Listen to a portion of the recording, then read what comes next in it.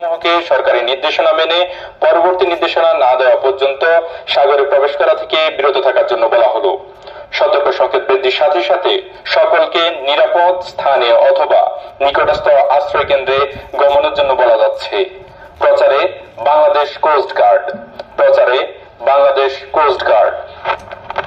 দক্ষিণ পূর্ব বঙ্গোপসাগর ও তৎসংলগ্ন পূর্ব মধ্য বঙ্গোপসাগর এলাকায় অবস্থানরত লঘুচাপটি ঘনীভূত হয়ে সুস্পষ্ট লঘুচাপে পরিণত হয়েছে এবং পরবর্তীতে অনুকূল পরিবেশ পেলে এটি গভীর নিম্নচাপ এবং ঘূর্ণিঝড়ের পরিণত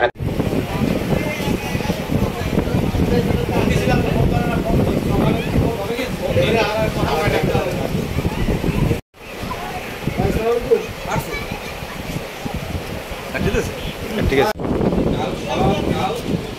আপনি কি করছেন?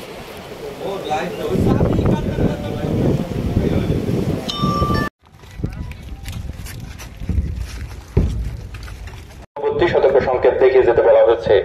সকল প্রকার নৌকা ও মাছ ধরার ট্রলার সমূহ এবং নৌযান সমূহকে সরকারি নির্দেশনা মেনে পরবর্তী নির্দেশনা না দেওয়া পর্যন্ত সাগরে প্রবেশ করা থেকে বিরত থাকার জন্য বলা হলো।